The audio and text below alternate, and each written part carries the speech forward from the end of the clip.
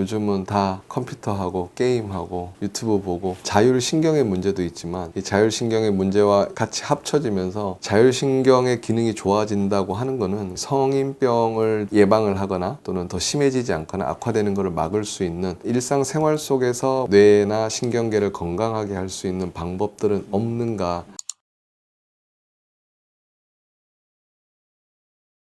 또 많은 분들이 걱정하는 게 자녀가 있는 분들은 지금 아이들은 과거에 비하면 굉장히 안 움직이고 우려감을 실제로 부모들이 많이 표하거든요. 네네. 원장님께서 보시기에 이 아이들이 나중에 성인이 되면 자율신경계 실조증이나 이런 문제들 증상이 굉장히 높아질 그런 위험성을 갖고 있다고 얘기할 수 있을까요? 충분히 가능한 얘기라고 생각하고요. 사실 건강이 안 좋거나 특히 신경계 기능이 안 좋을 때는 자연으로 돌아가라는 말이 있거든요. 자연으로 산속에서 바닷가에서 자연과 함께 흙을 밟고 이렇게 사는 게 실제로 신경 입장에서 봐서는 가장 아이디어라고 좋아하는 환경인데 요즘 애들 어려서부터 스마트폰 하고 게임하고 사실 저도 애들을 키우지만 보면 항상 집에서 하는 게 이전 같았으면 몇십 년, 20, 30년 전 같았으면 밖에 나가서 뛰어놀고 축구하고 농구하고 이렇게 해야 될 애들이 요즘은 다 방에 앉아서 컴퓨터하고 게임하고 유튜브 보고 이런 것만 하다 보니 실은 자율신경의 문제도 있지만 다른 여러 근골격계의 발달에도 문제가 있고 신경계 발달에도 문제가 생기고 결국에는 이 자율신경의 문제와 같이 합쳐지면서 정신건강적으로는 되게 좋지 않을 거다. 다양한 이 신경계 질환이나 정신과적인 문제가 이전에 비해서 자연 속에서 어린 시절을 보내는 애들에 비해서는 그 아이들이 좀 컸을 때 그런 문제의 빈도나 유병률이 훨씬 높을 거라고 저는 예상을 하고 있습니다. 저뿐만이 아니라 대부분의 전문가들도 많이 하는 얘기고요.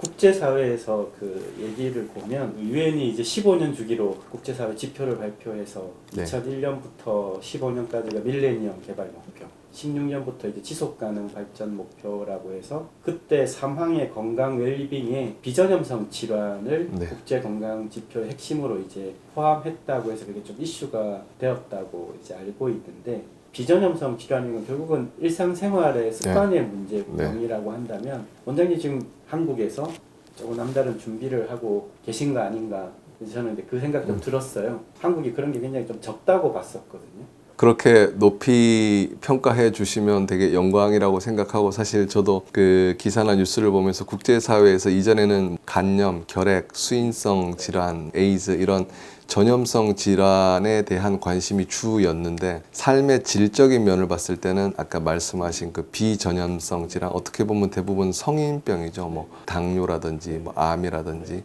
호흡기 질환, 그다음 순환기 질환 이런 그런 질환들이 삶의 질적인 면이 죽고 사는 그런 문제가 아니라 삶의 질적인 문제에 관해서 조금 더 집중을 하고 있는 거고 근데 그런 삶의 질적인 문제가 해당 장기의 문제도 분명히 있고요. 해당 장기의 문제도 있지만 해당 장기들 사이에 조화롭게 기능을 할 수 있는 그런 거에 관여하는 게 또 자율신경의 영역이거든요. 그래서 어떻게 보면 자율신경의 기능이 좋아진다고 하는 거는 그런 이 성인병을 좀 예방을 하거나 또는 더 심해지지 않거나 악화되는 것을 막을 수 있는 그런 부분하고도 또 일맥상통하기 때문에 이렇게 높이 평가해 주신 그런 비전염성 질환에 대해서 국제사회에서 관심을 가지는 것과 이 자율신경 문제에 관심을 가지고 치료를 하고 자율신경을 건강하게 하는 습관을 유지하는 것과 좋게 보면 일맥상통할 수도 있다고 생각을 합니다.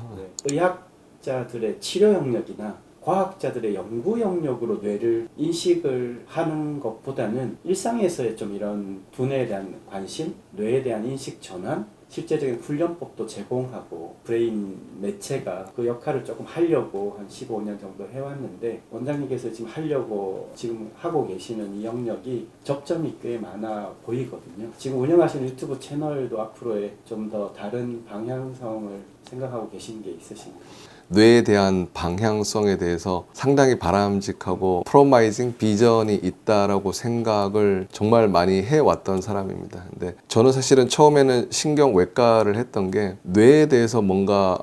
공부를 하고 치료를 하고 접근을 하려면 뇌가 어떻게 생겼는지 예를 들어 뇌에 손상이 가면 어떻게 되는지 뇌 기능이 떨어진 뇌는 어떻게 생겼는지 너무 궁금해서 그걸 보면서 공부를 하고 수술을 하고 해 오다가 많이 느꼈던 게 우리가 알고 있는 MRI나 CT나 이런 걸로 알 수 있는 뇌의 영역은 정말 1%도 안 되는구나. 그리고 내가 살면서 쓰는 뇌의 이 역량이 100이라고 하면 1%도 제대로 못 쓰는 상황인데, 그럼 그 나머지 99% 이상은 뭐냐. 그런 거에 대해서는 사실은 현대의학에서는 크게 관심이 없는 것 같습니다.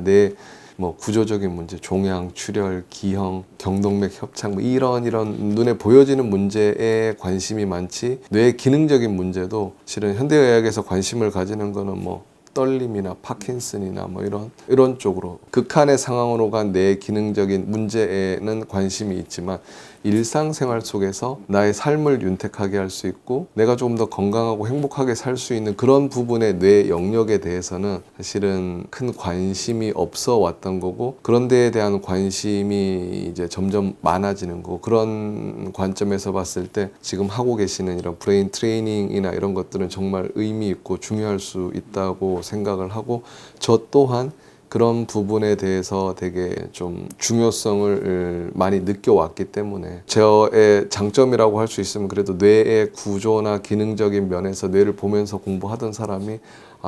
이 뇌 안에서만 집중하는 게 아니라 뇌 밖에서 여러 환경에서 뇌 기능을 좋게 하는 좀 다른 관점에서 보면 조금 더 다양한 시각이나 관점을 가질 수 있을 것 같다라는 생각으로 저도 관심을 많이 가지고 있고, 저희 유튜브 채널도 방향성이 실은 심각한 뭐 신경계 질환보다는 일상에서 누구나 겪을 수 있는, 뭐 예를 들면 불면증, 수면장애, 우울증, 공황장애, 또는 원인을 알 수 없는 신경계 질환, 통증, 면역 문제, 뭐 이런 데 관심을 가지고 있고, 앞으로의 방향성도 이런 일반인들이 봤을 때는 너무 난해하고 어렵게 느껴질 수 있는 신경계 질환에 대해서 좀 쉽게 풀어서 설명을 해주고, 그런 것과 병원에서의 치료보다는 일상에서 내가 해서 도움이 될 수 있는 뭐 좋은 것들, 피해야 될 것들, 뭐 그런 부분, 그러니까 일상생활 속에서 우리가 좀 뇌나 신경계를 건강하게 할 수 있는 방법들은 없는가, 이런 데 초점을 맞춰서 여러 가지 컨텐츠들도 만들고 싶고, 그리고 기회가 된다면 교수님 계시는 학교나 이런 트레이닝 센터랑 같이 좀 코워크도 하고 정보 교환도 하고 좋은 컨텐츠도 만들고 해서 조금 더 많은 사람이 이런 데 관심을 가지고, 그 관심을 넘어서 조금 더 많은 정보도 얻고 지식도 얻고 그걸 실제로 또 활용할 수 있는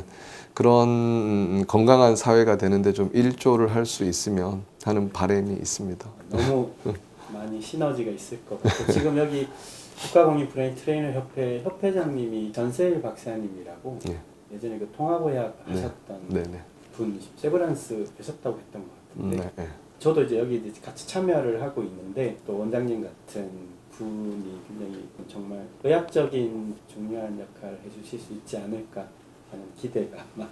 듭니다. 저희가 이번 호 바로 전호에 도파민 주제로 한번 집중 리포트를 다뤄봤는데요. 요즘에 미디어나 이런데 그 포털에 하도 도파민 디톡스부터 해서 도파민이 뭐 좋을 수도 있고 중독과 극과 극에 거의 넘나드는, 근데 일상에 너무 많은 문제에 미치는 게 이제 세로토닌, 도파민 뭐 대표적으로 얘기를 보통 하는데, 잘 쓰면 좋은데 이게 워낙 그 문제를 많이 안을 수 있는 중독의 위험성이 커진 도둑맞은 집중력인가 하는 책에서는 도파민의 문제가 더 이상 한 개인의 문제가 아니라 지금 같은 이 SNS 사회, 스크린으로 정보를 주고받는 같은 사회 구조적인 환경 문제가 오늘날의 도파민의 이 베이스라인을 너무 흔들리게 하고 있는 거 아니냐, 이런 좀 지적도 있더라고요. 원장님이 바라보시는 지금 도파민이라는 좀 최근에 이슈되는 것을 우리가 어떻게 조금 바라봐야 할지 궁금합니다.